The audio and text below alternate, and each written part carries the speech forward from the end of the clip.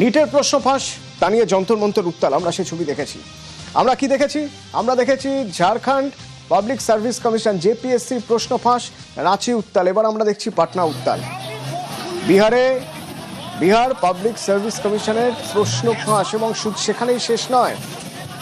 সে প্রসঙ্গে যখন প্রশ্ন তোলা হয়, শেষ প্রসঙ্গে যখন আন্দোলন শুরু হয়ে যায়, তখন সরকার পক্ষ থেকে এমন কিছু মন্তব্য আসে যে মন্তব্যের প্রতিবাদ করতে গিয়ে রাস্তায় নেমে পড়েন পড়ুয়ারা।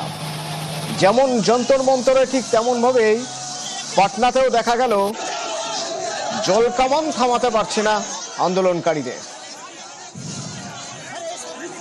এখনো পর্যন্ত কি পরিস্থিতি সেখানে জানবো। মৈত্রেয়ী আছে আমার সঙ্গে। মৈত্রেয়ী, আজ দিন শেষে আপডেট যদি জানতে চাই, ঠিক কি আপডেট এখনো পর্যন্ত?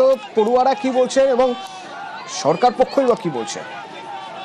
দেখো, পড়ুয়াদের তরফ থেকে একটি স্পষ্ট দাবি তোলা হয়েছে। তারা জানিয়েছেন যে তাদের যে সমস্ত দাবি, অর্থাৎ বিহার পাবলিক সার্ভিস কমিশনের প্রশ্নপত্র বা পরীক্ষা যেটা হয়েছে, সেই পরীক্ষাকে বাতিল যেরকম করতে হবে, তার পাশাপাশি কন্ট্রোলার তিনি যে মন্তব্য করেছেন তাকে ক্ষমা চাইতে হবে, এবং সেই জন্য পড়ুয়াদের তরফ থেকে, বিক্ষোভকারী পড়ুয়াদের তরফ থেকে একেবারে মুখ্যমন্ত্রী সম্রাট চৌধুরীর সঙ্গে বক্তব্যে বসার, অর্থাৎ আলোচনায় বসার দাবি জানানো হয়েছে। আজকে পড়ুয়াদের তরফ থেকে তারা চেষ্টাও করেন ব্যারিকেড ভেঙে সম্রাট চৌধুরীর যে বাসভবন রয়েছে সেই বাসভবনে গিয়ে বিক্ষোভ দেখানো, বাসভবনের সামনে গিয়ে, এবং সেখানেই পুলিশ তাদেরকে পুশব্যাক সেখান থেকে করে।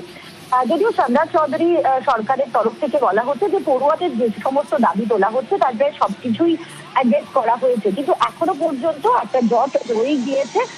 পরিস্থিতি যথেষ্ট থমথমে রয়েছে। এরপরে পরিবারদের তরফ থেকে আরো আন্দোলনের হার এবং হার বাড়ানো হবে কিনা এখন সেটাই দেখার। আচ্ছা,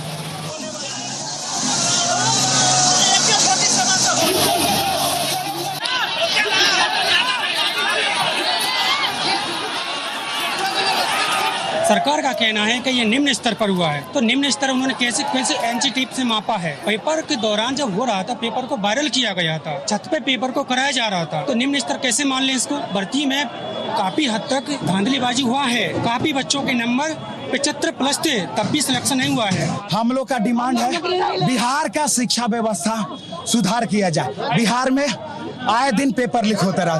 क्या हम मांग कर रहे हैं? शिक्षा मंत्री जी से ही नहीं बोला कि शिक्षा मंत्री जी आप अपना वाला पद हमको दे दीजिए। लाइब्रेरियन का बहाली 18 साल से नहीं दिए गए, तो क्या आपको 1800 साल चाहिए? जब भी हम लोग आंदोलन करते हैं तो केवल आश्वासन दे करके छोड़ देते हैं। बिहार का जितना भी आयोग है सर, बीपीएससी को छोड़ करके कोई भी ऐसा आयोग नहीं है जो वार्षिक कैलेंडर जारी करता। एक शेड्यूल तो कम से कम जारी कीजिएगा। बिहार के मुखिया सम्राट चौधरी जी से मिलवाया जाए, इसलिए क्योंकि इन लोग छोटे छोटे पदाधिकारियों से वार्ता करवा देते हैं और बात खत्म हो जाता है।